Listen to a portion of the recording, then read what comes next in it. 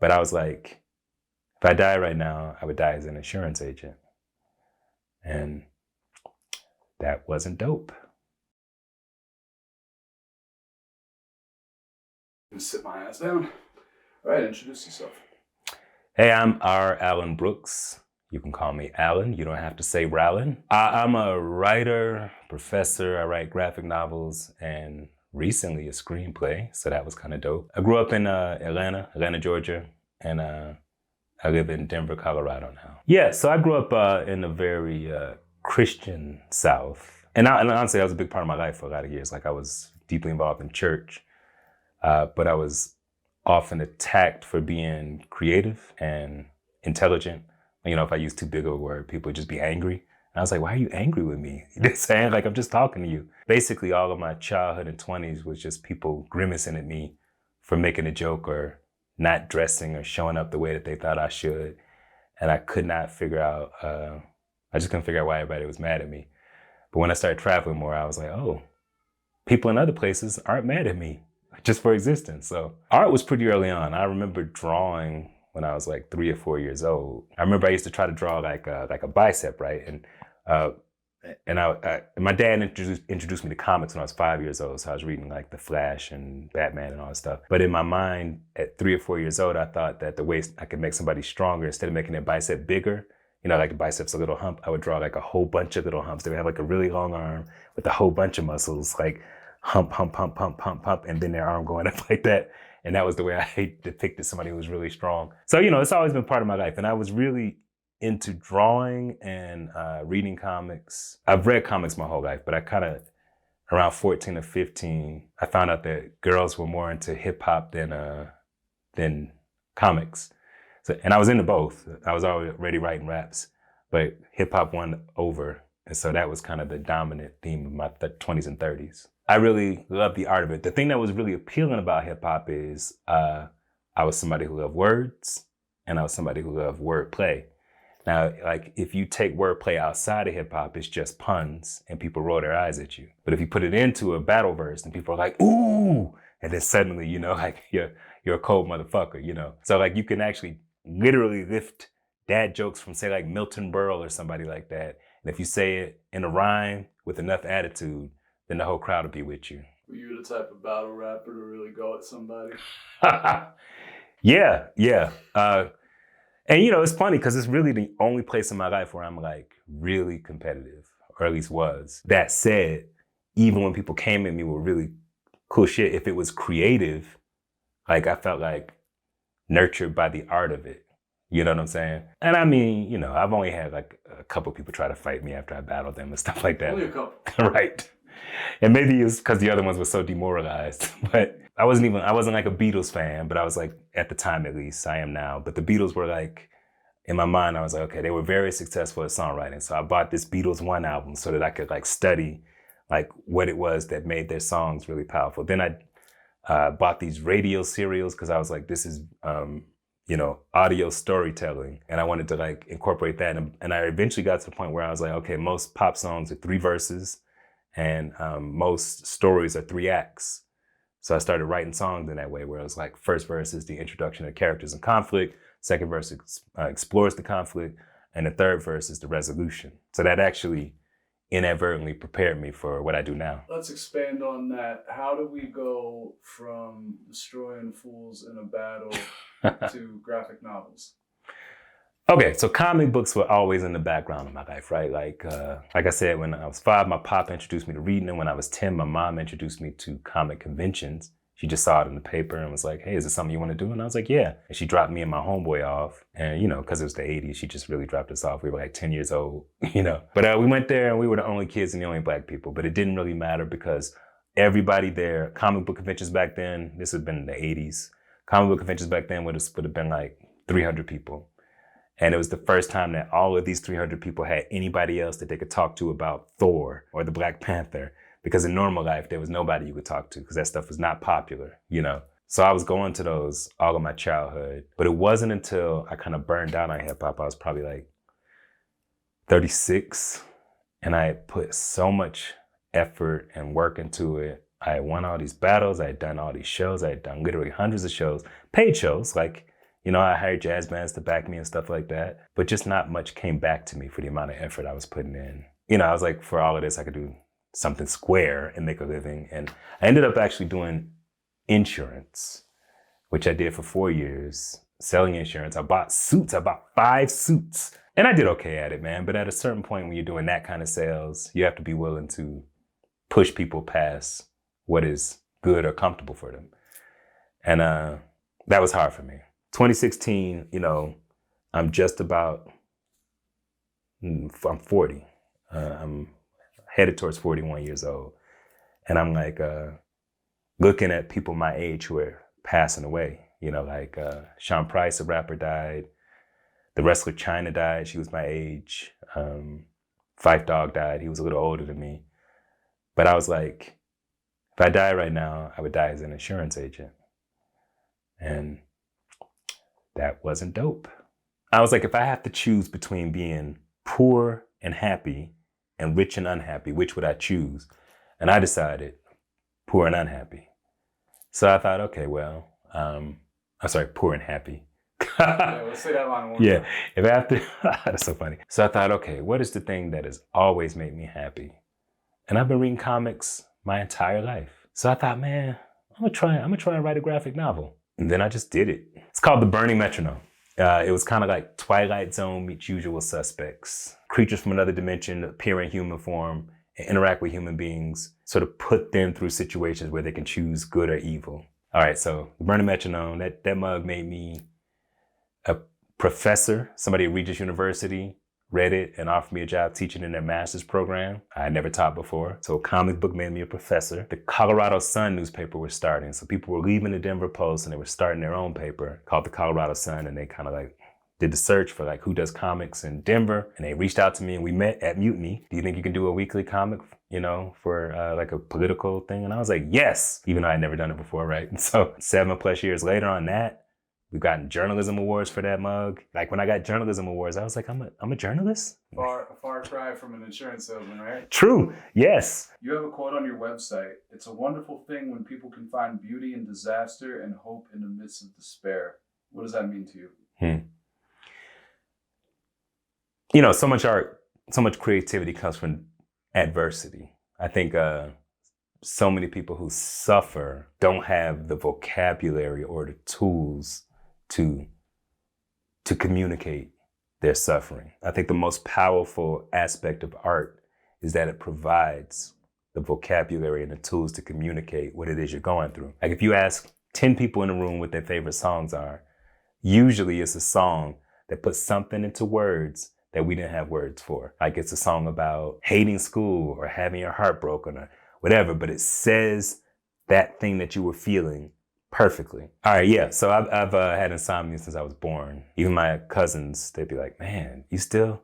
Because you never slept. In some ways, even though it's hard, it is also a gift because it means that I've had to spend my entire life, I've had to spend time alone with myself.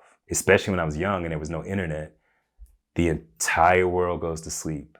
TV goes off. There's nobody to talk to. There's nothing to do but be alone with my own thoughts. I started comics in 2016. By the time I reached 2020, I started drawing again. So comics involve writing and drawing. Writing is very mental and spiritual for me, so it requires a lot of concentration, so I have to do that during the day. But drawing, once I've done layouts and kind of figured out where things are on the page, the actual finishing things gets to be very mechanical. So that's something I can do until 4 a.m. while I'm streaming a podcast or a TV show or whatever. So usually the wee hours is when I'm doing the drawing. It's funny because I like writing. There's a lot of writers who say, I hate writing, but I love having written or whatever, you know. But I actually enjoy writing. I hate drawing and I love having drawn. Afterwards, I'm like, yeah, it's dope, I drew this. But in the middle of it, I'm like, oh God, when will this be done? Like dialogue comes to me easily, but plot does not. So I do really stringent outlines at the beginning to like bang out and figure out like what plot is. Because if I'm doing it with all this prose in the middle of it, I can't really identify the problems. But if I go like bullet points, this happens, this happens, this happens, then I can be like, oh, there's a whole bunch of talking here. There's no action. So let me move some of that action up here. And so I can like make sure that it's engaging on a sort of, I'm going to say a skeletal level. And then I can build everything on top of that. Because if I get two characters together in a scene, I can kind of hear what they're going to say. But since I know that I struggle with plot, I do all that work up front. Whereas other people might be the opposite way and they have to, build in their own practices. How do people that are non-artists like take to your work ethic? Do they ever, like, a lot of people think I'm crazy. I am. Do you think that there's a certain craziness inherent to art? I think if you are going to make art, yes. Okay, so all the time at conventions, people come up and they're like, hey, I have this idea for so-and-so, so-and-so, so-and-so. Or even when I was a rapper, people are like, I have an idea for a song. I just need somebody to just write the song. As if like the idea is the hard work. The idea is not the hard work. Your idea actually doesn't matter for shit, honestly. You have to create something. You can't even copyright an idea. You think you can, but you can't. You have to make a product, then you can copyright it. In order to actually make something, do have to have a certain level of obsessiveness. So we could call it crazy, but like you have to be about it. Like you have to decide, I'm gonna do this no matter what. I gotta work a job and I only have 15-minute breaks or whatever, then I'm gonna write on 15-minute breaks. I was writing raps on 15-minute breaks back in the day. The idea is inspiration, but at a certain point, art becomes work.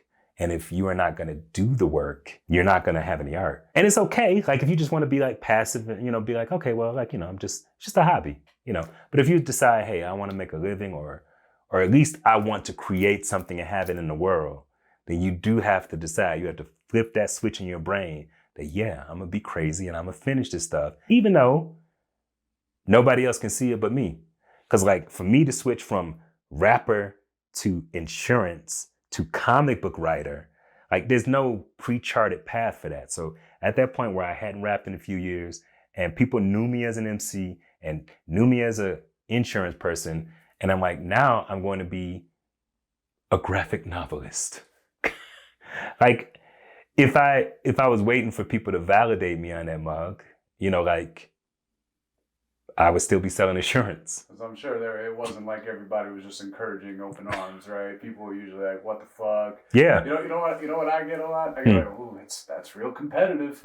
That's what people tell me. That's so funny. And I'm like, yeah, go ahead. I'm ready for that. Right. Yeah, I think for me it's like, all right, even if I make some shit that's not the greatest in the world, just as a fan, there's plenty of shit I don't like. And those people are not ashamed to put that out. Like in hip hop, I'm not going to name any names, but in hip hop, there are plenty of people where I'm like, oh, you felt okay putting that out. In movies, there are movies that are terrible. Tell me about it. Yeah.